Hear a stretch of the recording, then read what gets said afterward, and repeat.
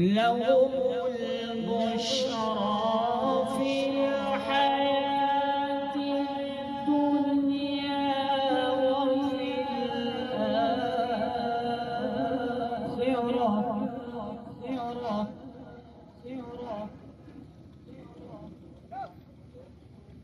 لا تبديل لكلمات الله بدلی رحمتاں دے چھائے ہوئے نے انج لگی دائم نو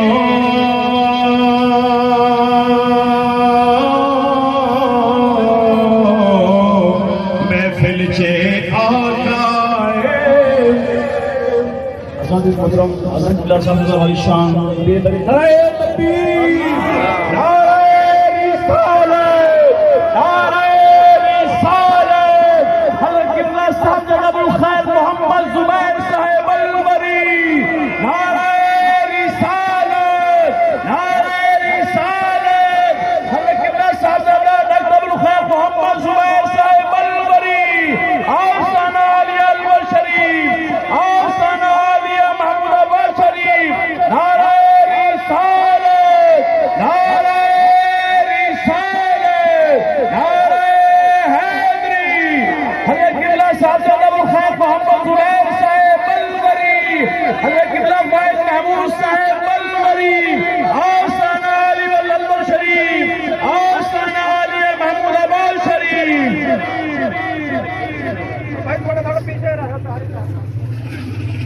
صدائیں درودوں کی آتی رہیں گی میرا سب کے دل شاد ہوتا رہے گا اور خدا ہے سنت کو آباد رکھے محمد کا میلاد بھی ہوتا رہے گا صلی اللہ علیہ یا رسول اللہ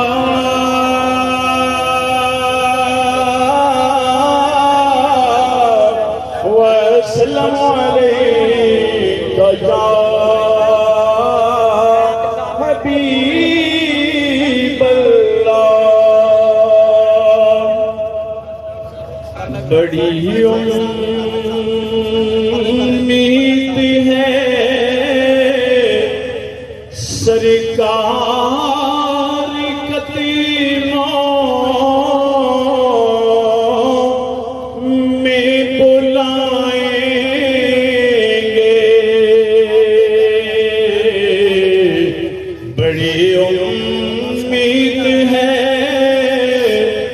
سرکار قدیموں میں بلائیں گے اور کرم کی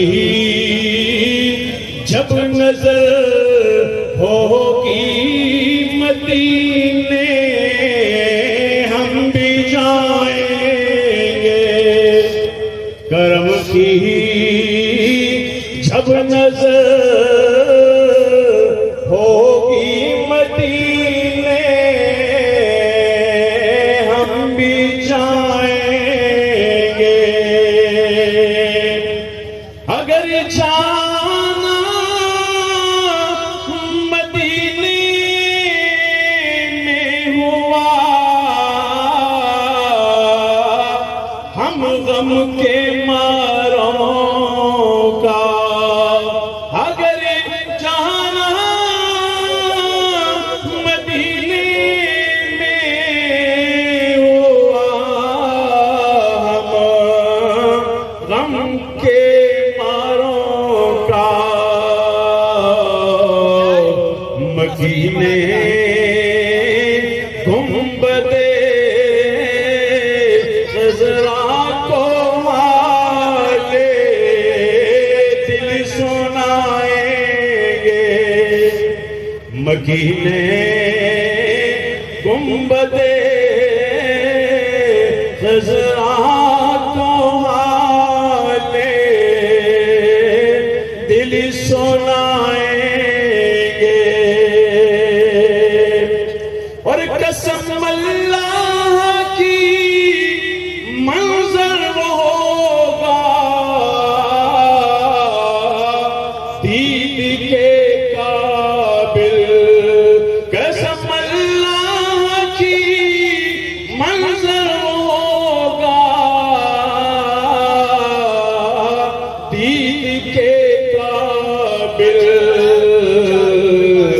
میدان حشر میں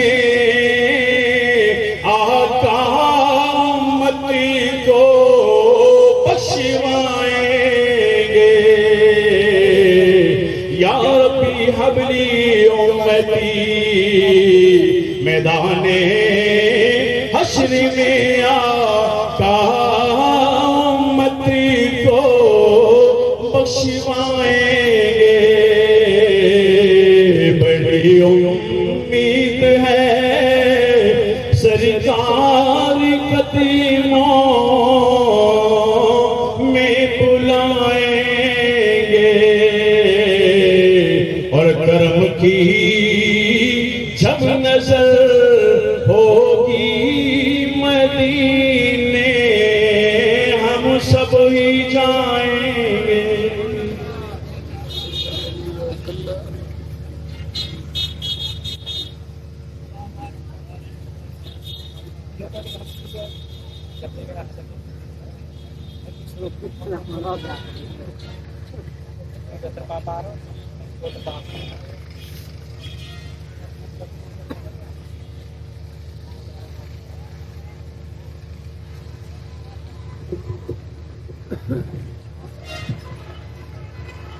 وہ کمال حسن حضور ہے وہ کمال حسن حضور ہے کہ گمان نقص جہاں نہیں وہ کمال حسن حضور ہے کہ گمان نقص جہاں نہیں اور یہی پھول خار سے دور ہے یہی شمع ہے کہ دعا نہیں دو جہاں کی بہتریاں نہیں کہ امانی دل و جاں نہیں دو جہاں کی بہتریاں نہیں کہ امانی دل و جاں نہیں تو کیا ہے وہ جو یہاں نہیں مگر ایک نہیں کہ وہاں نہیں بخدا خدا کا یہی ہے در نہیں اور کوئی مفر مکر جو وہاں سے ہو یہی آگے ہو جو یہاں نہیں تو وہاں نہیں بارگاہ مصطفی صلی اللہ تعالیٰ علیہ وسلم میں سلسلہ گلہائے عقیدت جاری و ساری ہے دعوت نعت پیش کر رہا ہوں مداح حبیب نبی جناب اعظم حسین نقشبندی صاحب تشریف لائیں اور آقا کے حضور گلہائے عقیدت پیش فرمائیں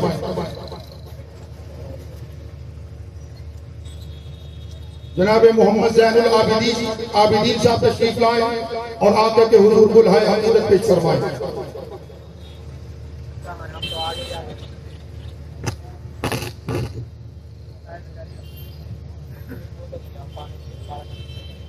صلی اللہ علیہ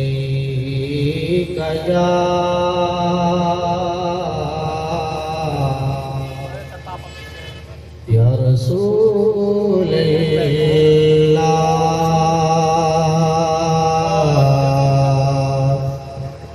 وسلم علیہ یا حبیب اللہ خوشبو ساتھ لیے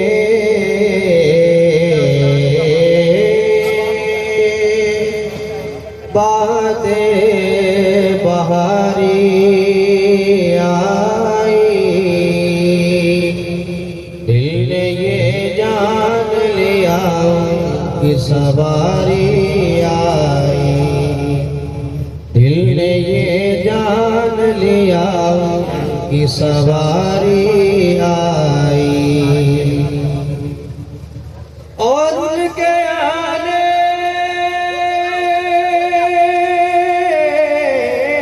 سے جو شر بھاگا تو سارا بھاگا اور جو خیر آئی تو وہ ساری کی ساری آئی اور جو خیر آئی تو وہ ساری کی ساری آئی محبت سے مل کے پڑھ لیجیے صلی اللہ علیہ یا رسول اللہ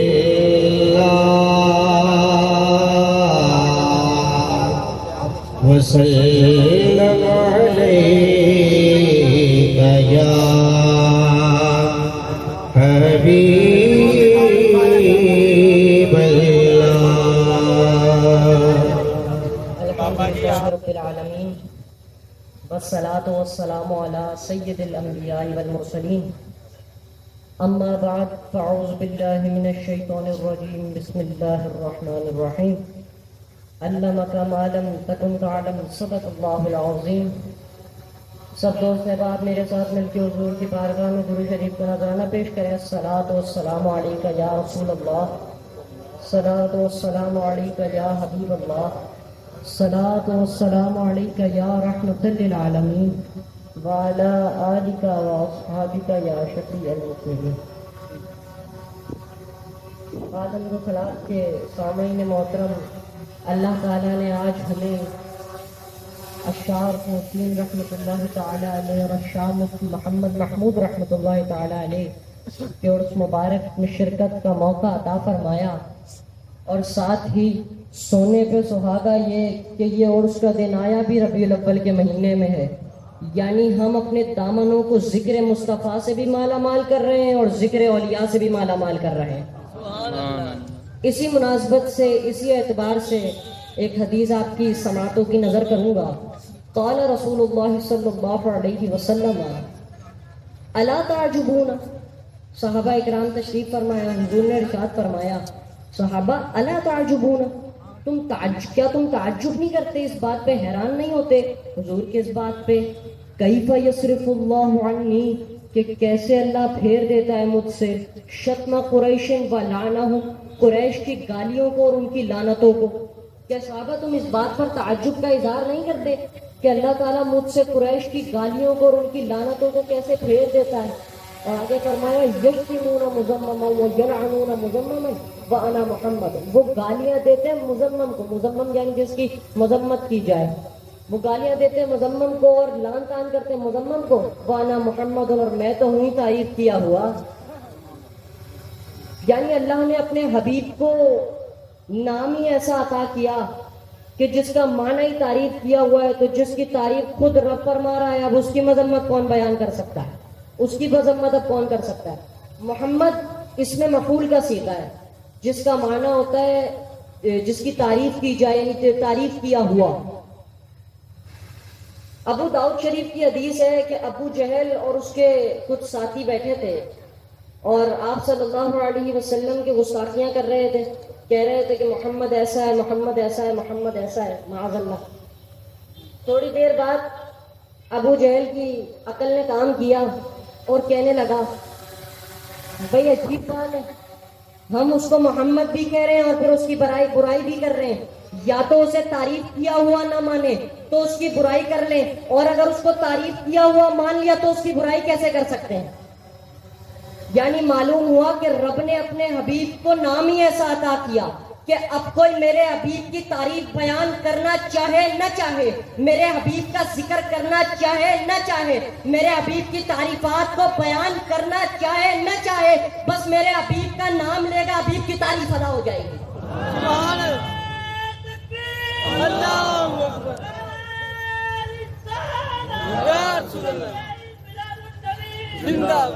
بلکہ میں تو اس سے آگے عرض کروں کہ میرے حبیب کے نام کی تو کیا بات، اگر کوئی اس نام سے متصف بھی ہو جائے اور پھر شریعت اور طریقت کا صحیح پیروکار ہو، حبیب مصطفیٰ کا صحیح متبع ہو، تو پھر رب اسے یہ مقام عطا فرماتا ہے کہ اس جہاں میں بھی اور اس جہاں میں بھی میرے حبیب کے نام سے متصف ہونے کے صدقے رب اسے عزت اور تکریم عطا فرما دیتا ہے. بلکہ امام فخر الدین رازی تفسیر کبیر میں لکھتے ہیں کہ قرآن کی بہت بڑی تفسیر ہے، اس میں امام فخر الدین رازی لکھتے ہیں کہ قیامت کا دن ہوگا، ندائے غیبی آئے گی، غیب سے آواز آئے گی، بھئی جس کا نام محمد ہے کھڑے ہو جاؤ. پھر جن کا نام محمد ہوگا، محمد عابد، محمد زاہد، محمد ذاکر، سب کھڑے ہوتے چلے جائیں گے. پھر ندائے غیبی آئے گی، غیب سے آواز آئے گی، جس جس کا نام محمد ہے جنت میں داخل ہو جاؤ. سب لوگ جن جن کا نام محمد ہوگا، جن جن کا نام محمد مصطفیٰ سے متصف ہوگا، سب جنت میں داخل ہوتے چلے جائیں گے. اس دن رب اپنے حبیب کے نام سے متصف ہونے کے صدقے کسی کو بھی نہیں روکے گا، سب کو جنت میں داخل کر دے گا. یہی ہمارے دادا مرشد الشاہ مفتی محمد محمود رحمۃ اللہ تعالی علیہ، آپ کے تو دونوں نام ہی حضور کے نام سے متصف ہیں، محمد بھی اور محمود بھی. سبحان اللہ. اشار رکن الدین رحمۃ اللہ تعالی علیہ کا انتقال کا، وصال کا جب وقت قریب آیا تو آپ نے اپنے وصال سے ایک ہفتہ پہلے ہی بتا دیا تھا کہ بھئی یہ اس غریب کا، اس فقیر کا آخری جمعہ ہوگا، جس نے ملاقات کرنی ہے کر لے. یہ قبلہ دادا مرشد نے بزم جانا میں واقعہ لکھا ہے، جو اشار رکن الدین رحمۃ اللہ تعالی علیہ کے احوال پہ جو کتاب لکھی گئی ہے اس میں یہ واقعہ لکھا ہے قبلہ دادا مرشد نے کہ جب آپ کے وصال کا دن قریب آیا ہے، جس دن آپ کا وصال تھا اس دن عشاء کی نماز سے پہلے سب سے ملاقات فرمائی، اور اس کے بعد کہا بھائی اب ملاقات کا سلسلہ ختم، منقطع ہوگا، اب ہم اپنے رب کی عبادات میں مشغول ہوں گے. تو اس وقت بس کچھ خصوصی لوگ آپ کے پاس تشریف فرما تھے، آپ کے پاس بیٹھے ہوئے تھے. شاہ رکن الدین رحمۃ اللہ تعالی علیہ، میں بتا رہا ہوں کہ ہمارے دادا مرشد شاہ مفتی محمد محمود رحمۃ اللہ تعالی علیہ کہ حضور کے نام سے متصف ہونے کے صدقے رب نے آپ کو کیا کمال اور کیا مقام عطا فرمایا تھا، وہ بیان کر رہا ہوں. کہ شاہ رکن الدین رحمۃ اللہ تعالی علیہ حالت مراقبے میں چلے گئے اور حالت مراقبے میں کہنے لگے ابھی دیتے ہیں، ابھی دیتے ہیں، ابھی دیتے ہیں. 3 بار کہا، چپ ہو گئے. جب حالت مراقبے سے باہر آئے، حالت مراقبے سے بحال ہوئے تو کسی مرید نے بڑی ہمت کر کے فرض کی کہ حضور آپ حالت مراقبے میں ارشاد فرما رہے تھے کہ ابھی دیتے ہیں، ابھی دیتے ہیں، ابھی دیتے ہیں. جی کیا دیتے ہیں، کس کو دیتے ہیں، کوئی تشریح ہو جائے. تو شاہ رکن الدین رحمۃ اللہ تعالی علیہ نے جواب دیا، کمال کر دیا. آپ نے کہا کہ حضور علیہ الصلوۃ والسلام سے لے کے امام ربانی مجدد الفسانی رحمۃ اللہ تعالی علیہ تک تمام ارواح مقدسہ تشریف فرماتی اور مجھے حکم دے رہی تھی کہ اے رکن الدین اب دیر کیوں کرتے ہو، مولوی محمود کو مسند پر بھی بٹھا دو، خلافت بھی دے دو. سبحان اللہ. میں بتاؤں کہ کبھی خلافت ملتی ہے مریدوں کی وجہ سے، کہ مرید کہتے ہیں حضرت صاحب آپ تو کافی دور ہوتے ہیں، تو یہاں پر کوئی آپ کے سلسلے کو جاری رکھے تو کسی کو خلیفہ بنا دے. تو پھر مریدوں کی وجہ سے کبھی خلافت ملتی ہے، کبھی عزیز و اقارب کی وجہ سے خلافت ملتی ہے، کبھی پیر خود سمجھتا ہے کہ بھئی یہ اتنا لائق ہے اسے خلافت دی جائے، تو کبھی پیر خود خلافت دیتا ہے، کبھی پیر کا پیر خلافت دیتا ہے. لیکن قربان جاؤں اپنے دادا مرشد کے مقام پر کہ حضور علیہ الصلوۃ والسلام سے لے کے امام ربانی تک، امام ربانی مجدد الفسانی رحمۃ اللہ تعالی علیہ تک تمام ارواح مقدسہ موجود تھی اور خود حکم فرما رہی تھی کہ مولوی محمود کو خلافت دے دو. یہ مقام آپ کو حضور علیہ الصلوۃ والسلام کے نام سے متصف ہونے کے صدقے ملا، اور جو حضور علیہ الصلوۃ والسلام کے نام سے متصف ہو، شریعت اور طریقت کا صحیح پیروکار، حضور کا صحیح متبع ہو، پھر اللہ اسے اس جہاں میں بھی عزت اور تکریم، عزتوں سے نوازتا ہے اور اس جہاں میں بھی عظیم مقامات سے نوازتا ہے. دعا کروں کہ اللہ تعالی ہمیں مرشدین سے صحیح معنوں میں فیض حاصل کرنے کی توفیق عطا فرمائے اور اپنی آخرت کو سنوارنے کی توفیق عطا فرمائے. وما علینا الا البلاغ.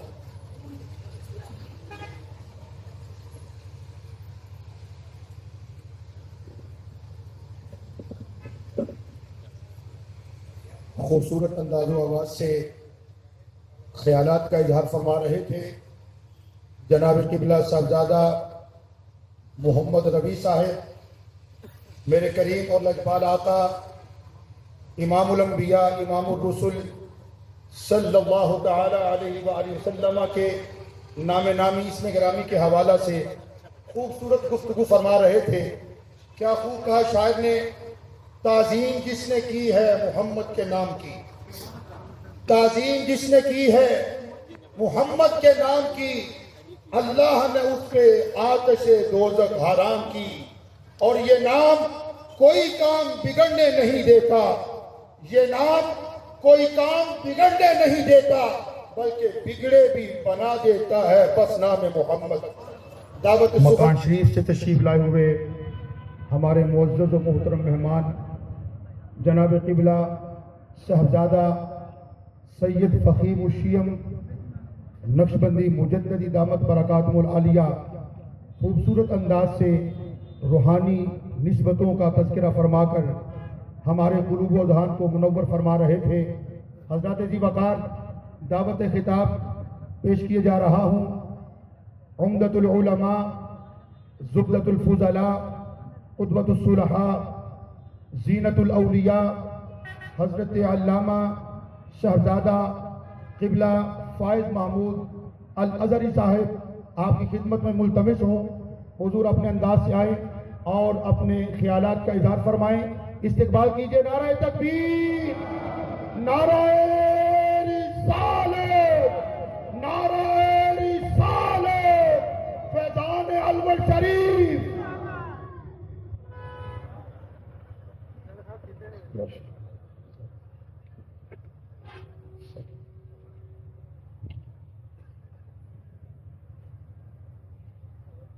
الحمدللہ رب العالمین والصلاة والسلام علی سید الانبیاء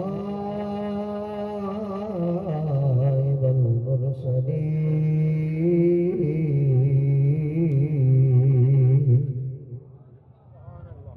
اما بعد اعوذ باللہ من الشیطان الرجیم، بسم اللہ الرحمن الرحیم، علمک ما لم تکن تعلم، صدق اللہ العظیم۔ کافی دیر سے دوست احباب مریدین معتقدین کو خاموش بیٹھا دیکھ رہا ہوں۔ میرے خیال میں اس محفل میں کچھ ثنا خوانی آپ حضرات کی طرف سے بھی ہو جائے اور آپ کی بھی شرکت بارگاہ مصطفی میں ہو جائے، اس لیے میرے ساتھ مل کر حضور کی بارگاہ میں درود پیش کر لیں۔ السلام یا رسول اللہ علی وصحابک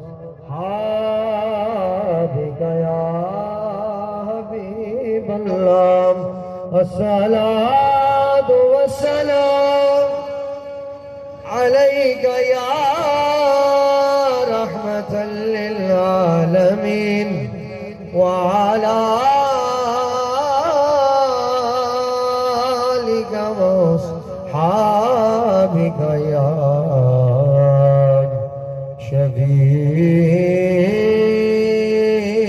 شفیع المذنبین۔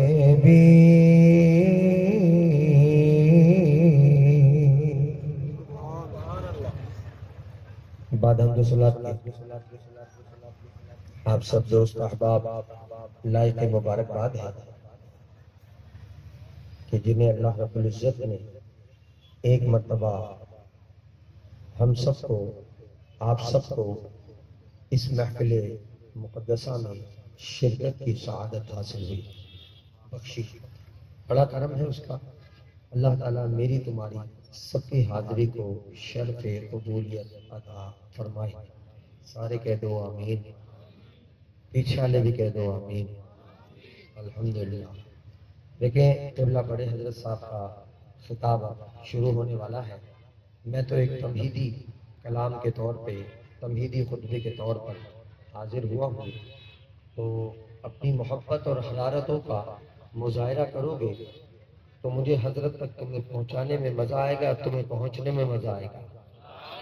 تو رج کے بولو سبحان اللہ۔ بس طویل بات نہیں، میرے آقا کریم علیہ السلام کی ایک بڑی پیاری حدیث مبارکہ تمہاری سماعتوں کی نظر کر رہا ہوں اور اس سے ایک دو باتیں عرض کروں گا۔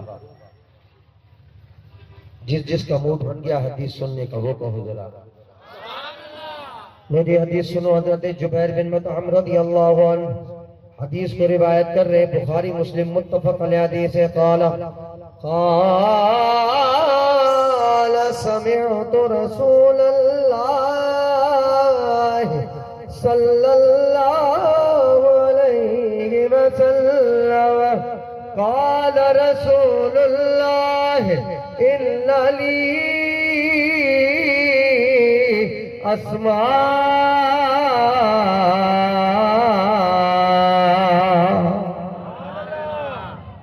انا محمد وانا احمد وانا الماحي الذي يمحو الله بي الكفر وانا الحاشر الذي يحشر الناس على قدميه.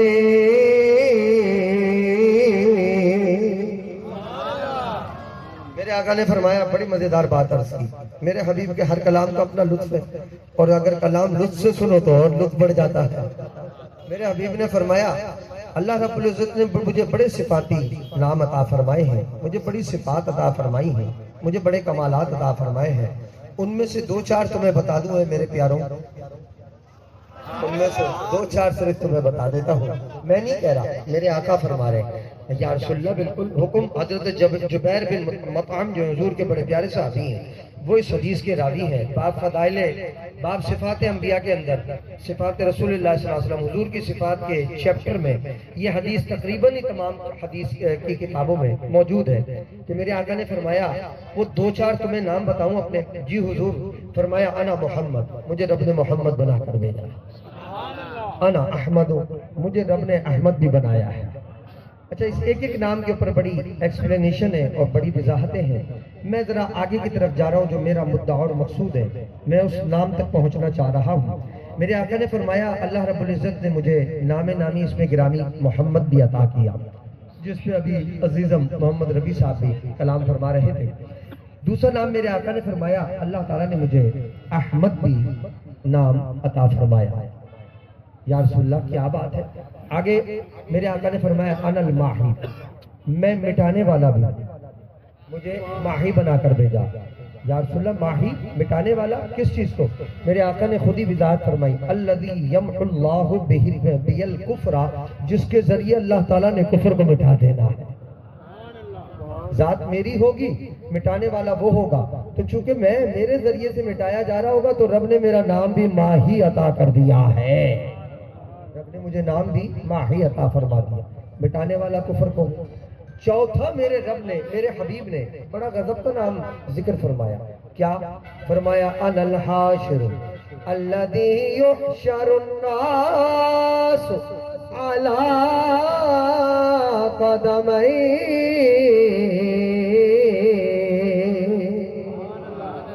میرے آقا نے فرمایا اللہ نے مجھے جمع کرنے والا بھی بنا کر بھیجا ہے, مجھے حاشر بنا کر بھیجا ہے. حضور کہاں جمع ہوں گے, کون جمع ہوں گے؟ فرمایا یحشر الناس علی قدم.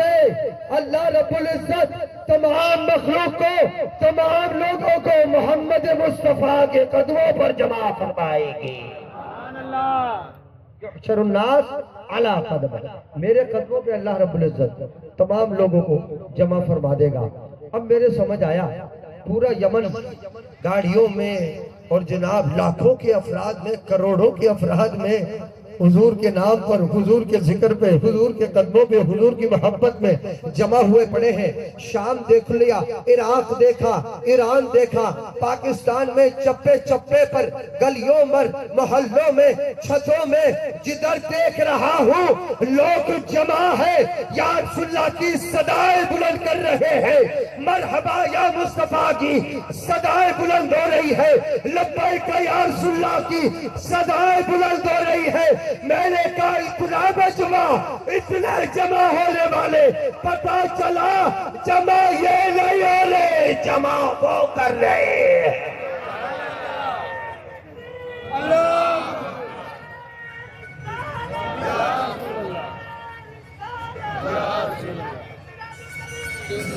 میرے حبیب کے نام پر تو جمع ہونے کا رب نے ذکر فرما دیا کہ محبوب حاشر ہیں, آپ جمع کریں گے اور لوگ جمع ہوتے چلے جائیں گے.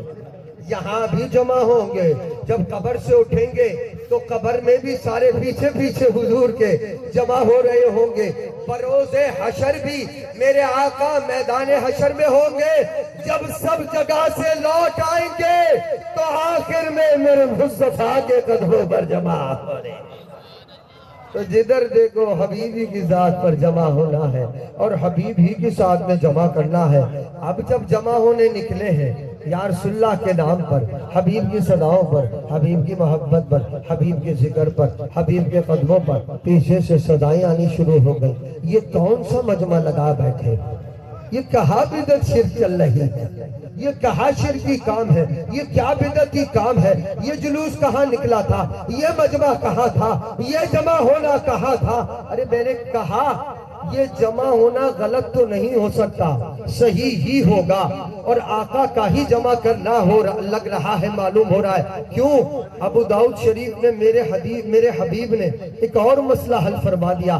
فرمایا لا تجتمع امتی علی الضلالہ, میری امت کبھی بھی گمراہی پر تو جمع نہیں ہوگی. اب پورے کے پورے ملک, اب پوری کی پوری سوسائٹیاں, پورے کے پورے شہر, پورے کے پورے بر اعظم, پوری کی پوری گلیاں, محلے, محلات بھر جدھر دیکھو حبیب کے نام پہ اجتماع ہو رہے ہیں, حبیب کی محبت پہ جمع ہو رہے ہیں. یہ کیسے ہو سکتا ہے؟ یہ سارے شرکی ہو, یہ سارے بدعتی ہو, یہ سارے غلط ہو.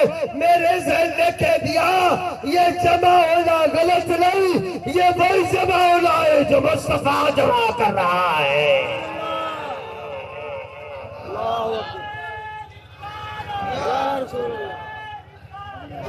یہ وہی جمعیت ہے جو میرے حبیب کی ذمہ داری رب نے لگائی ہے. اور واقعی ایسا جمع فرمایا, ایسا جمع فرمایا کہ جس جگہ پہلے کبھی نہیں جمع ہوتے تھے حبیب کی محبت میں, اب تو ادھر بھی حبیب کی محبت میں جمع ہو رہے ہیں. وہاں بھی حبیب کی محبت میں, حضور کے تذکرے میں, حضور کی یاد میں, حضور کے میلاد پر, حضور کی قدموں پر جمع ہونے کا ادھر بھی سسٹم جاری ہوا ہے. جس جگہ دیکھتا تھا کم ہے وہاں آج اس سے زیادہ مجمع لگا ہوا ہے. جس جگہ دیکھا کہ پچھلے سال یہ جلوس کی کیفیت تھی, آج اس سے زیادہ جمع ہو رہے ہیں. میرے ذہن نے یہ بات کہہ دی اور ببانگ دہن میں نے اعلان کر دیا کہ چاہے کتنی ہی تباہیاں مچا دو, کتنے ہی بم پھوڑ دو, کتنی ہی گولیاں چلا دو, کتنے ہی ہلاک کر دو, یہ کل بھی مصطفیٰ کے نام پہ جمع تھے, یہ آج بھی جمع رہیں گے, یہ قیامت میں بھی حبیب کے قدموں پر جمع ہو. ان کی جمعیت کو کوئی منتشر کر نہیں سکتا.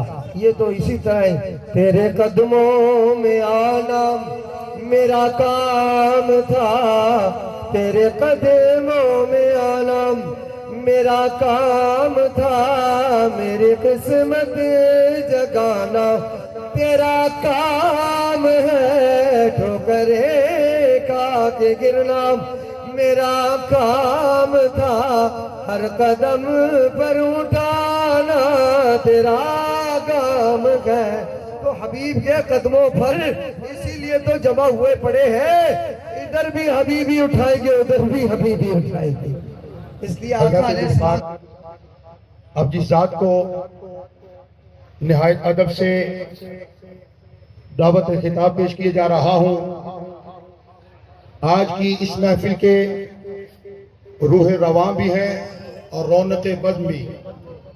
صدر جمعیت علماء پاکستان نورانی, سربراہ ملی یکجہتی کونسل پاکستان, زیب سجادہ آستانہ عالیہ رکنویہ محمودیہ حیدرآباد شریف, میری مراد پیر طریقت, رہبر شریعت, سرچشمہ ولایت, منبع رشد و ہدایت, حضرت علامہ ڈاکٹر شہزادہ ابو الخیر محمد زبیر الوری الازہری دامت برکاتہ العالیہ, آپ کی خدمت میں ملتمس ہوں, آپ اپنے انداز سے, اپنے ایمان افروز کتاب سے ہمارے قلب و جگر کو منور فرمائیں.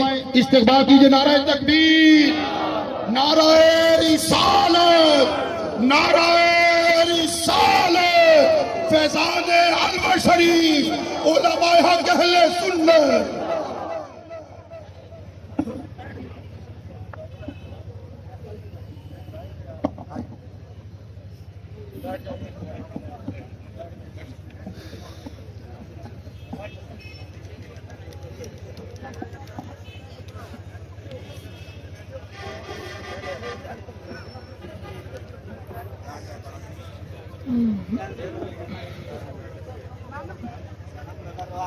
الحمد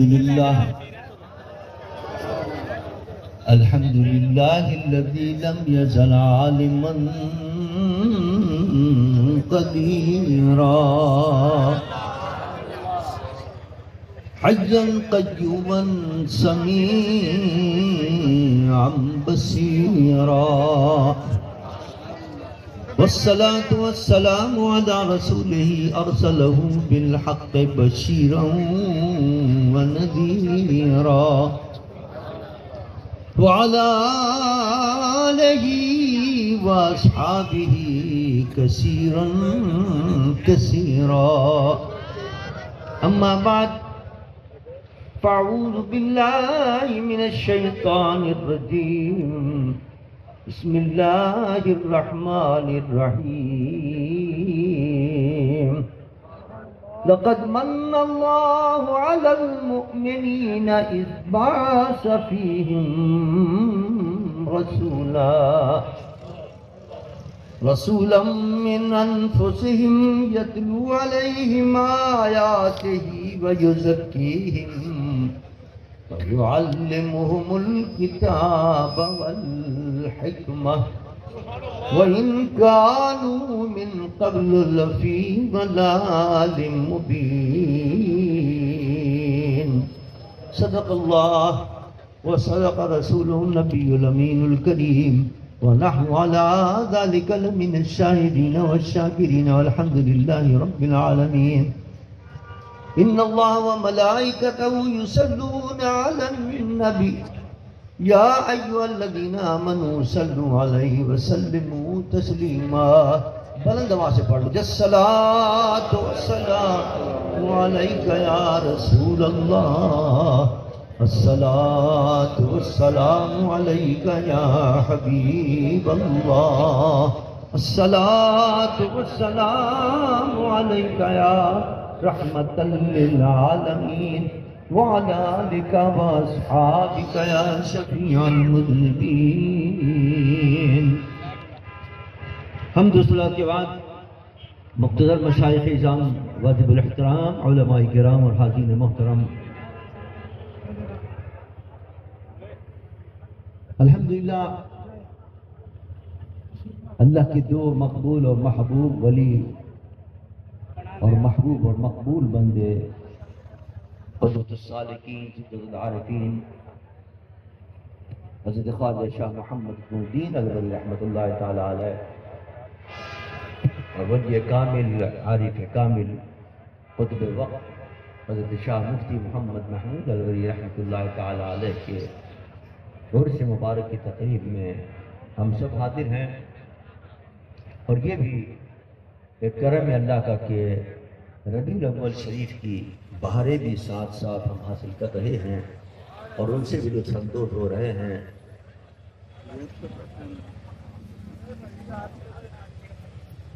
اس لحاظ سے میں نے ایک قرآن پاک کی آیت تلاوت کی جس میں اللہ تعالیٰ اپنے محبوب کی اس عالم میں تشریف آوری کا اور بعثت کا ذکر فرما رہا، اور کیا فرمایا؟ فرمایا لقد من اللہ علی المؤمنین اذ بعث فیہم رسولا،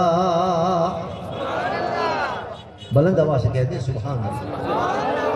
اتنا بڑا مجمع ہے، کئی ہزار آدمی ہیں، اور حضور کی شان کی آیتیں پڑھی جا رہی ہیں اور آپ خاموش بیٹھے ہیں، بلند آواز سے کہیں سبحان اللہ۔ لقد من اللہ علی المؤمنین اذ بعث فیہم رسولا، اللہ نے ایک عظیم احسان کیا ہے مومنوں پر کہ ان میں سے ایک عظمت والا رسول مبعوث فرمایا،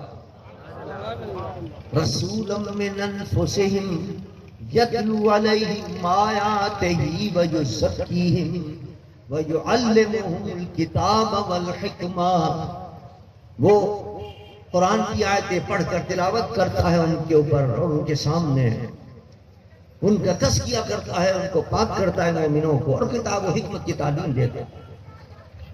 دیکھیے قرآن پاک کی اس آیت میں اللہ تعالیٰ نے اپنے محبوب کی بعثت کا اور اس عالم میں حضور کی تشریف آوری کا جب ذکر فرمایا تو لفظ مننا استعمال فرمایا، لقد مننا۔ عربی کے اندر مننا کے معنی آتے ہیں بڑے احسان کے۔ ایک تو چھوٹا موٹا احسان ہے، اس کے لیے احسان کا لفظ ہوتا ہے، لیکن اگر کوئی بڑا احسان کرے تو اس کے لیے ہوتا ہے لفظ مننا۔ اب یہاں اللہ تعالیٰ اپنے محبوب کو بھیج کر اور حضور کی بعثت اور حضور کی اس عالم میں تشریف آوری کو لفظ مننا سے تعبیر فرما رہا ہے کہ ہم نے بہت بڑا احسان کیا۔ ہمارے ذہن میں خیال آیا، ہم نے رب سے پوچھا مولا یہ تو نے ہاتھ ہمیں عطا کی، یہ بھی تو بہت بڑا احسان ہے۔ تو نے ہمیں زبان عطا کی بولنے کے لیے، یہ بھی بہت بڑا احسان ہے۔ آنکھیں عطا کی ہے دیکھنے کے لیے، یہ بھی بہت بڑا احسان ہے۔ دماغ عطا کیا ہے، یہ بھی بہت بڑا احسان ہے۔ پیر عطا کیے چلنے کے لیے، یہ بھی بہت بڑا احسان ہے۔ ماں اور باپ عطا کیے ہیں، یہ بھی بہت بڑا احسان ہے۔ یہ ملک عطا کیا رہنے کے لیے، یہ بھی بہت بڑا احسان ہے۔ لیکن کسی پر بھی تو نے اتنے بڑے بڑے احسانوں پر قرآن میں لفظ مننا نہیں فرمایا کہ میں نے بڑا احسان کیا ہے۔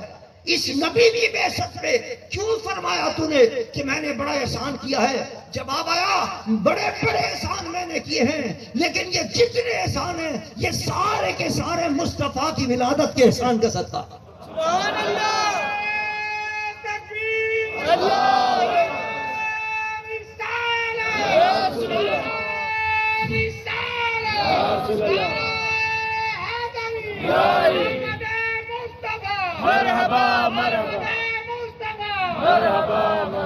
اگر محبوب کو بھیجنا مقصود نہ ہوتا، اگر نبی کی ولادت نہ ہوتی تو نہ تم ہوتے، نہ تمہارے ماں باپ ہوتے، نہ یہ زمین ہوتی، نہ یہ آسمان ہوتا۔ ارے یہ کائنات میں جو کچھ رنگ و بو ہے یہ سب اس محمد مصطفیٰ کی میلاد کا صدقہ ہے۔ سبحان اللہ۔ تو سب سے بڑا احسان جو ہے وہ میلاد مصطفیٰ ہے۔ سب سے بڑا وہ احسان حضور سرور کائنات کی آمد ہے۔ اس سے رب کائنات نے اپنے محبوب کی ولادت کو لفظ مننا سے تعبیر فرمایا۔ شاعر کہتا ہے وہ جس کے لیے محفل کونین سجی ہے، سبحان اللہ، وہ جس کے لیے محفل کونین سجی ہے، فردوس بنی جس کے وسیلے سے بنی ہے، وہ ہاشمی مکی مدنی العربی ہے، اور سب مل کے کہیں وہ میرا نبی میرا نبی میرا نبی ہے، وہ میرا نبی میرا نبی میرا نبی ہے، وہ میرا نبی میرا نبی میرا نبی ہے۔ کیا مسلمان کو فخر محسوس ہوتا ہے جب وہ یہ کہتا ہے کہ یہ وہ میرا نبی وہ شان والا ہے کہ آسمان کا صاحبان اگر اللہ نے تانا تو اس کے صدقے میں تانا۔ یہ جو گھنٹے نظر آ رہے ہیں، یہ جو بجلیاں نظر آ رہی ہیں، یہ جو ستاروں کے کنکنے نظر آ رہے ہیں، یہ جو شمس و قمر نظر آ رہے ہیں، یہ بے شمار سیارے جو اللہ نے پیدا کیے، یہ زمین اور زمین جیسے نمانون کتنے سیارے ہیں، یہ کتنے افلاک ہیں، یہ ساری کائنات جو اللہ نے سجائی ہے یہ میرے مصطفیٰ کے صدقے میں سجائی ہے۔ وہ جس کے لیے محفل کونین سجی ہے، اور فردوس بنی جس کے وسیلے سے بنی ہے، وہ ہاشمی مکی مدنی العربی ہے، وہ میرا نبی میرا نبی میرا نبی ہے، وہ میرا نبی میرا نبی میرا نبی ہے۔ اللہ نے بڑا اعزاز عطا کیا ہمیں کہ اس نبی کی امت نے پیدا کیا جس نبی کے صدقے میں ساری کائنات بھرائی ہے۔ سبحان اللہ۔ لیکن عزیزان من ذمہ داریاں بھی بڑھ گئی۔ اللہ نے اس آیت میں اپنے محبوب کی ولادت کا مقصد بیان کیا، حضور کے میلاد کا مقصد بیان کیا۔ میں نے اپنے محبوب کو کیوں بھیجا ہے؟ 3 مقصد بیان کیے۔ فرمایا یتلو علیہم آیاتہ، پہلا مقصد تو یہ کہ محبوب آ کر تمہیں قرآن تلاوت کر کے سنائیں گے تاکہ تمہیں قرآن پڑھنا آ جائے، اور مصطفیٰ سے قرآن سیکھ کر تم بھی قرآن پڑھو۔ یہ پہلا مقصد ہے۔ حضور کے میلاد کا پہلا مقصد ہے کہ قرآن حضور نے ہمیں پڑھ کر سنایا، بتایا اور وہ پڑھتے پڑھتے صحابہ سے ہوتا وہ ہم تک آیا، قرآن میں بتایا قرآن اس طرح پڑھا جاتا ہے۔ اب ہم پر لازم ہے کہ میلاد کا حق ادا کرنا ہے تو قرآن پڑھا کریں۔ سبحان اللہ۔ کتنے ساتھی ہیں جو قرآن پڑھتے ہیں اپنے گھروں کے اندر؟ کتنے ہیں جو اپنے بچوں کو کہتے ہیں کہ صبح قرآن پڑھا کرو؟ ایک وقت تھا صبح قرآن کی آوازیں گھر سے آیا کرتی تھی، لیکن آج کسی گھر سے قرآن کی تلاوت کی آواز نہیں آ رہی۔ یہی وجہ ہے کہ گھروں کے اندر بلائیں آ رہی ہیں، مصیبتیں آ رہی ہیں، پریشانیاں آ رہی ہیں۔ ارے قرآن پڑھو، تمام پریشانیاں دور ہوتی چلی جائیں۔ میرے آقا سرور دو صلی اللہ علیہ وسلم نے کہ بارگاہ میں حضور کے ایک صحابی ہیں اسید بن حضیر رضی اللہ تعالیٰ عنہ حضور کی خدمت میں حاضر ہوئے۔ یا رسول اللہ، میں رات کو قرآن کی تلاوت کر رہا تھا، ایک بادل نما ایک چیز ایک حاوی ہو گئی ہمارے گھر کے اوپر، چھا گئی ہمارے گھر اوپر۔ بادل تو نہیں تھا لیکن بادل جیسی چیز تھی۔ میں تو گھبرا گیا، میں ڈر گیا۔ میری بیوی بھی ڈر کے کہیں گر نہ پڑے، یہ الفاظ ہیں حدیث، کہیں وہ بھی ڈر کے مارے گر نہ پڑے، کہیں وہ جو گھوڑا میرا تھا وہ کہیں بدعت میں تھا۔ میں تو گھبرا گیا، میں نے تو فوراً پڑھنا بند کر دیا، میں تو خاموش ہو گیا، یہ کیا ہے؟ میرے آقا نے فرمایا اس ہے گھبرانے کی ضرورت نہیں۔ جب تم قرآن کی تلاوت کر رہے تھے آسمان سے فرشتے اتر رہے تھے، یہ فرشتوں نے گھیر لیا تھا تم کو۔ سبحان اللہ۔ تمہارے گھر کے اندر فرشتے تھے۔ اب آپ ذرا مجھے بتائیے کہ جس گھر میں قرآن کی تلاوت ہوگی اور جس گھر میں آسمان سے فرشتے نازل ہوں گے وہاں کوئی بلا رہ سکتی ہے؟ اس گھر کے اندر کوئی مصیبت رہ سکتی ہے؟ کوئی جن بھوت پلیت رہ سکتا ہے؟ آج 10,000 لوگ میرے پاس آتے ہیں یہی شکایت کرتے ہیں، سب کسی نے کر دیا ہے، صاحب کیا نام ہے، کوئی جن چڑھ گیا ہے، صاحب کوئی بھوت چڑھ گیا ہے، صاحب حاضری ہو رہی ہے۔ اور یہ جتنے جھوٹے پیر ہیں نا اور یہ جتنے کھانے کمانے والے ہیں یہ جناب ان کو اور بھڑکا دیتے ہیں، حاضری ہونے والی ہے، ابھی آئے گا جن اس کے اوپر۔ کوئی جن نہیں آتا، 10 لوگ آتے ہیں میرے پاس، میں نے کہا جن سے کہو میرے پر کیوں نہیں آتا، میں بیٹھا ہوں میرے اوپر آئے۔ ارے تم یہ ضعیف الاعتقاد لوگ جو ہیں، یہ جھوٹے پیروں کا کاروبار اسی لیے چل رہا ہے۔ یہ ہمارے ضعیف الاعتقاد لوگ ہاں سمجھتے واقعی صاحب کوئی جنات آ گیا اس کے اوپر۔ ارے تم جس سے مرید ہو، جس آستانے سے وابستہ ہو، اس حضرت شارع الدین رحمت اللہ علیہ کی شان یہ تھی کہ بڑے بڑے جن ان کے مرید تھے۔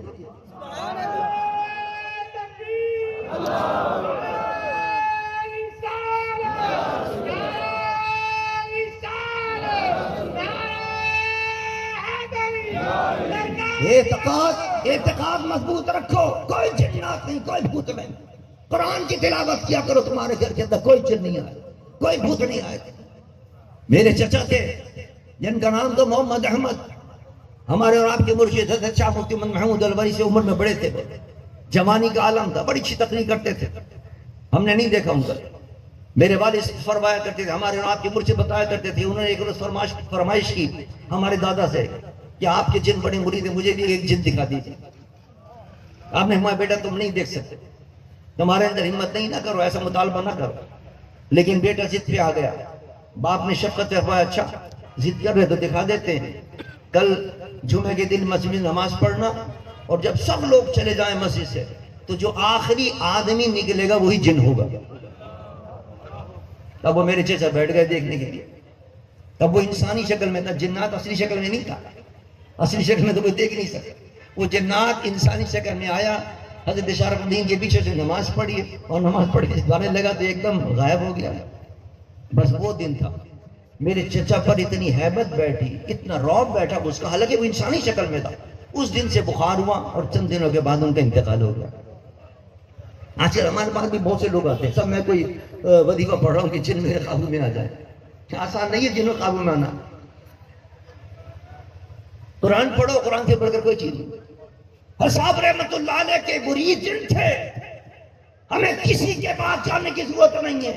جب حضرت شارع الدین رحمت اللہ علیہ کے دامن سے وابستہ ہو گئے ہم، حضرت شارع الدین رحمت اللہ علیہ کے دامن سے وابستہ ہونے کے بعد یقین رکھو، ان کے کہنے پر عمل کرو، انشاءاللہ گھر کے اندر قرآن پڑھو گے تو کوئی مصیبت اور کوئی بلا نہیں آئے گی تمہارے گھر میں۔ قرآن میرے مصطفیٰ کے آنے کا پہلا مقصد کیا ہے؟ یتلو علیہم آیاتہ۔ دوسرا مقصد فرمایا کہ میرے نبی کی ولادت اور جو میں نے میلاد حضور کا عطا کیا وہ کیوں عطا کیا ہے؟ وَيُزَكِّيهِمْ، تمہیں پاک کریں گے، گناہوں میں تم بچھڑے ہوئے ہو، صبح سے لے کر رات تک گناہ کرتے ہو. میں نے اپنے محبوب کو اس لیے بھیجا تاکہ تمہیں وہ پاک کر دے گناہوں سے. کیسے پاک کریں گے؟ وَيُعَلِّمُهُمُ الْكِتَابَ وَالْحِكْمَةَ، تمہیں کتاب و حکمت کی تعلیم دیں گے.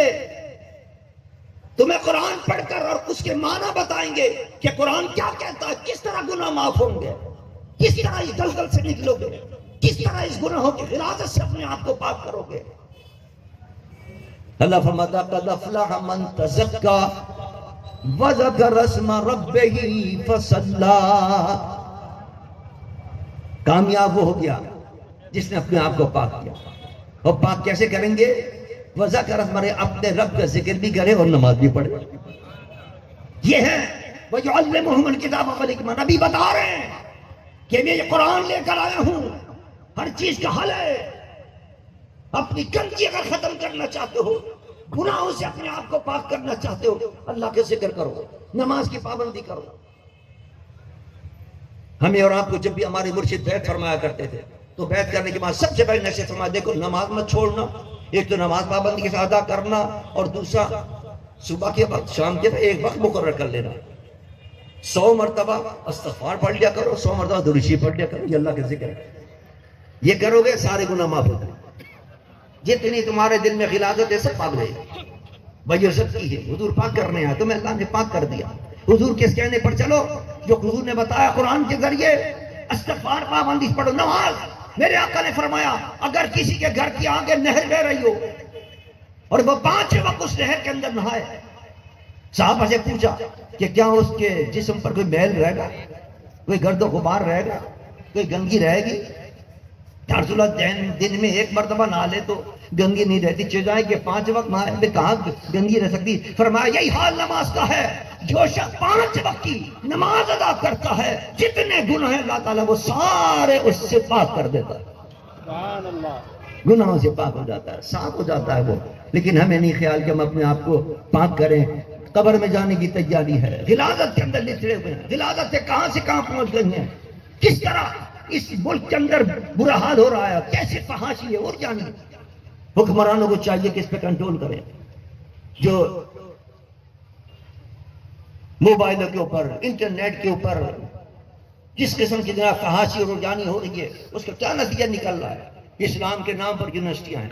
اخبار میں آپ نے پڑھا کہ کیا کچھ میں اسکینڈل ہوئے. اور یہ کوئی ایک یونیورسٹی کی بات نہیں ہے.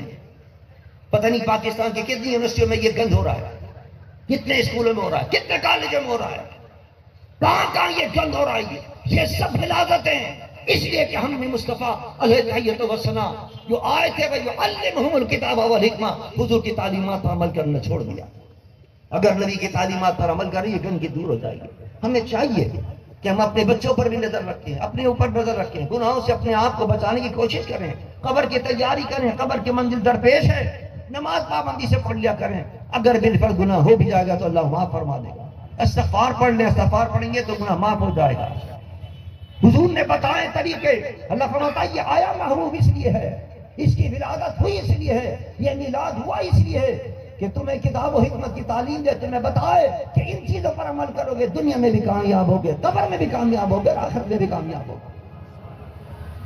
آج کوششیں کر کر کے تھک گئے ہمارے حکمراں، لیکن معیشت ان سے نہیں سنبھل رہی. روزانہ خبر آتی ہے کہ صاحب ہم نے ڈالر نیچے کر دیا، اونچے کر دیا، نیچے کر دیا، اونچے کر دیا. ارے نیچے اونچے کرنے سے کیا فائدہ؟ دال کی قیمت تو وہی ہے، سبزیوں کی قیمت تو وہی ہے، باجرے کی قیمت تو وہی ہے، حتیٰ کہ چاول تک مہنگا ہو گیا، روٹی تک مہنگی ہو گئی ہے. تمہارے اس ڈالر کے اونچے نیچے کرنے سے کیا فائدہ؟ عوام کو بے وقوف بنا رہے ہیں. روزانہ پیسے بڑھا رہے ہیں بجلی کے اوپر، روزانہ پیسے بڑھا رہے ہیں سوئی گیس کے اوپر، روزانہ پیسے بڑھا رہے ہیں ڈالر اس کے پیٹرول کے اوپر. کوئی پوچھنے والا نہیں ہے کہ مسلمانوں پر ظلم کے پہاڑ توڑ رہے ہیں، صرف اس لیے کہ ایسے ظالم حکمراں آ گئے جو اسلام پر عمل نہیں کر رہے، دین پر عمل نہیں کر رہے. دین پر عمل کریں تو سارے مسائل اور مشکلات سے نجات ملتی ہے. یہ کیوں روزانہ دھماکے ہوتے ہیں؟ کل کا دن کیسے مبارک دن تھا. کل میں خطاب کر رہا تھا، ریلی ہوتی ہے آخری 40-50 سال سے وہ سلسلہ چل رہا ہے حیدرآباد کے الحمدللہ. مرکزی جلوس ہوتا ہے، مرکزی جلوس کے بعد جناب خطاب ہوتا ہے. میں نے خطاب میں کہا آج ہی کا دن تھا سن 2002 کے اندر جب میں اسمبلی میں پہنچا تھا تو نشتر پارک کے اندر بھی یہی 12 ربیع الاول کو دھماکہ ہوا تھا کراچی کے اندر. 50 سے زیادہ علماء شہید ہوئے تھے، اور میں نے اس وقت اسمبلی کے اندر کھڑے ہو کر اسپیکر کو کہا تھا، اسپیکر صاحب آپ نے اور آپ کی حکومت نے اعلان کیا ہے کہ جو قاتل کا پتہ بتائے گا کہ کس نے دھماکہ کیا ہے تو ہم اس کو 1 کروڑ انعام دیں گے۔ میں اسمبلی کے فلور پر کھڑے ہو کے کہتا ہوں کہ آپ کے گورنر ہاؤس کے اندر قاتل چھپے ہوئے، ان کو پکڑ لیں۔ آپ پکڑا کسی نے؟ آج کتنے سال گزر گئے ہیں، 2002 سے لے کر آج 2023 آ گیا ہے، نہیں پکڑا۔ نتیجے نکل رہا ہے کہ ان ظالموں کو، ان دہشت گردوں کو ہمت بڑھ رہی ہے، جہاں چاہتے ہیں دہشت گردی کرتے ہیں، جہاں چاہتے ہیں۔ اور پھر سب سے بڑی بات یہ کہ آپس میں لڑانے کی کوشش کرتے ہیں مسلمانوں کو۔ حیدرآباد میں کل پھر واقع ہوا، حضرت عمر بن خطاب رضی اللہ تعالیٰ کی شان میں گستاخی کی، ہم مذمت کرتے ہیں، ہم نے گرفتار کروایا اس کو۔ اگر اس قسم کی توہین ہوتی ہے تو یہی کام ہے ملی جدید کونسل کا۔ اگر صحابہ کی توہین ہو، حضور کی توہین ہو، اہل بیت کی توہین ہو، اولیاء کی توہین ہو، اس کو روکا جائے۔ آج بعض لوگ آ کے اعتراض کرتے ہیں، صاحب یہ کیا کیا، ان کو بھی جمع کر دیا، ان کو بھی جمع کر دیا، اس مسلک والے کو بھی جمع کر دیا، اس مسلک والے کو بھی جمع کر دیا۔ بھائی دیکھو جی، یاد رکھو اپنا اپنا مسلک اپنی جگہ پر، مسلک ہم نے نہیں چھوڑا، الحمدللہ ہم اپنے مسلک پر مضبوطی کے ساتھ قائم ہیں۔ اور آپ نے دیکھا یہ عرس اور یہ محفل اسی لیے ہوتی ہے کہ جس کے اندر اپنے مسلک کی باتیں بیان کریں۔ علماء آتے ہیں اپنے مسلک کی باتیں بیان کرتے ہیں، رات کو بڑے بڑے علماء آ رہے ہیں، وہ سب اپنے مسلک کی باتیں بیان کریں گے۔ جتنی جلسے ہوتے ہیں، جتنے ہماری تقریر ہوتی ہیں، سب مسلک، ہم نے اپنے مسلک نہیں چھوڑا، ہم اپنے مسلک پر قائم ہیں۔ لیکن اسلام اس کی بھی اجازت نہیں دیتا کہ مسلک کے نام پر کسی کو قتل کیا جائے اور کسی کے گھر کو اجاڑا جائے، مسجدوں پر ہم دیکھے جائیں، اسلام اس کی اجازت نہیں دیتا۔ جلسے کون سے اس لیے بنائی تھی ہمارے کافرین نے کہ مسلمانوں کو بتایا جائے اپنا مسلک اپنی جگہ پر رکھو، قائم رہو اپنی جگہ کے اوپر، لیکن کسی کو مارنے کی اسلام اجازت نہیں دیتا، کسی کے قتل کی اجازت نہیں دیتا، بم دھماکوں کی اجازت نہیں دیتا۔ یہ سازش ہے، یہودیوں کی سازش ہے، یہ راگ کی سازش ہے، یہ ہندوستان کی ایجنسیوں کی سازش ہے کہ پاکستان کے مسلمانوں کو آپس میں لڑا کر اور پھر انتشار پیدا کیا جائے اور پھر آرام سے امریکہ آ کے جناب قبضہ کر لے کہ صاحب ہم قبضہ کریں گے، آپ سے نہیں سمجھ لگے پاکستان۔ یہ ساری سازش ہوگی پاکستان کے خلاف، سمجھو اس سازشوں کو۔ ہم کہتے ہیں مسلک اپنا عقیدہ رکھو قائم، اپنی اپنی جگہ اپنے عقیدے پر قائم رکھتے ہوئے جب دشمن سے مقابلے کا وقت آگا تو سب مل کے لڑیں گے ان سے مقابلے کا۔ یہ عقیدہ ہے ملیت کون سے کا، یہ مقصد نہیں ہے کہ اپنا مسلک چھوڑ دیں۔ بعض لوگ آ کہتے ہیں صاحب ہم کو اس کو بلا لیا، اس کو بلا لیا، فلاں کو بلا لیا، ڈھماکہ کو بلا لیا، اور یہ ایسے بلایا کہ اسلام کے دشمنوں کا مقابلہ کرنا ہے جو پاکستان کے اندر سازشیں کر رہے ہیں، آپس میں لڑا کر اور یہودی ایجنڈے کو پورا کرنا چاہتے ہیں اور پاکستان کے اندر جناب امریکی نظام نافذ کرنا چاہتے ہیں، امریکہ کو یہاں لانا چاہتے ہیں۔ ہم نہیں آنے دیں گے، سب مل کر انشاءاللہ اسلامی طاقتیں مقابلہ کریں گے انشاءاللہ۔ یہ مقصد ہے ملیت کون سے مسلک انشاءاللہ اپنی جگہ پر ہے، وہ قائم رہے گا اور اس کی آواز بلند کرتے رہیں گے انشاءاللہ، اس کی حقانیت بیان کرتے رہیں گے، اس کے دلائل دیتے رہیں گے اور اس کے لیے انشاءاللہ جلسے کرتے رہیں گے الحمدللہ۔ لیکن اب دیکھیے بات یہی ہے کہ یہ لوگ سازشیں کر رہے ہیں، یہ ملیت کونسل کا کام ہے، حکمرانوں کو بتاتے ہیں کہ کون ہے دہشت گرد جو مسلمانوں کو آپس میں لڑا رہے ہیں، کون ہے جو آپس میں ایک دوسرے کا قتل عام کرا رہے ہیں۔ اسلام اجازت نہیں دیتا، پکڑو ان لوگوں کو۔ لیکن حکومت کے اندر بھی ایسے لوگ موجود ہیں جو ان کو تحفظ فراہم کرتے ہیں، ایجنٹ ہیں وہ یہود و نصارہ کے جیسے لوگوں کو فراہم کرتے ہیں۔ ورنہ میں نے آج 2002 کی اسمبلی کے اندر جو بات کی تھی، اگر آج مان لی جاتی بات، کسی کی ہمت نہیں ہوتی اس قسم کے دھماکے کرنے کی۔ اور اس وقت سے لے کے اب تک تو پتہ نہیں کتنے دھماکے ہو چکے ہیں، 100 سے نہیں پتہ نہیں کئی ہزار لوگ اس وقت سے لے کے اب تک ان سالوں کے اندر جاں بحق ہو چکے ہیں، لیکن کوئی پوچھنے والا نہیں ہے، کوئی ان کے گریبان کو پکڑنے والا نہیں، کوئی ان سے سوال کرنے والا نہیں کہ تم ظالم حکمراں ہو، تمہاری ذمہ داری ہے، ایک آدمی میں مر جائے تمہیں اس کا جواب دینا ہوگا۔ حضرت عمر بن خطاب رضی اللہ تعالیٰ عنہ نے فرمایا کہ اگر فرات کے کنارے ایک کتا بھی پیاسا مر گیا تو اس کا جواب بھی کل قیامت کتنے عمر کو دینا ہوگا۔ فرات کا کنارہ ہے، وہ تو خود پانی پی سکتا ہے، لیکن نہیں، عمر کہتا ہے کہ یہ بھی میری نگرانی کے اندر ہے، حکمراں اللہ نے مجھے بنایا تو انسان تو بہت دور کی بات ہے، کبھی ایک کتا بھی بھوکا نہیں مرنا چاہتا۔ یہ نظام مصطفیٰ تو اسے کہتے ہیں، یہ نظام ہم لانے کی کوشش کر رہے ہیں۔ یہ جب تک چور ڈاکو اچکتے آتے رہیں گے اور قومی اسمبلیوں میں جاتے رہیں گے، یہی کرتے رہیں گے، اپنا کام کریں گے اور پھر چلے جائیں گے، اپنے جناب کیس ختم کروائیں گے اور پھر چلے جائیں گے، لوٹیں گے اور چلے جائیں گے، کھائیں گے اور چلے جائیں گے، ملک کو تباہ برباد کر کے انہوں نے رکھ دیا ہے۔ ضرورت اس بات کی ہے کہ مذہبی قوت میدان عمل کے اندر آئے ہیں اور اسمبلی کے اندر پہنچ کر، جیسے میرے قائد حضرت علامہ شاہ احمد دناڑی رحمۃ اللہ علیہ اسمبلی میں پہنچے تھے، مجاہد ایک پہنچا، اپنے ساتھ 3 اور علماء کو لے کر پہنچا، اتنا بڑا کارنامہ انجام دیا کہ قادیانی کو غیر مسلموں کا اقرار دلوا دیا۔ اب بھی اگر 3-4 پہنچ جائیں عاشقان مصطفیٰ تو انشاءاللہ یہ جتنے گند ہیں وہ سب دور ہو جائے گی انشاءاللہ، اور وہاں بیٹھ کر اسلام کے خلاف جو سازشیں کر رہے ہیں انشاءاللہ ان کا خلاخواہ کیا جائے گا، اور جو اسلام کی عظمت کی باتیں، اسلام کے نظام کی باتیں وہ انشاءاللہ وہاں نافذ کی جائیں گی۔ بہرحال یہ جدوجہد ہماری جاری ہے، وہ جاری رہے گی انشاءاللہ کہ آپ حضرات اس عرس کی محفل میں تشریف لائے ہیں۔ اللہ تعالیٰ میری اور آپ کی حاضری کو قبول فرمائے۔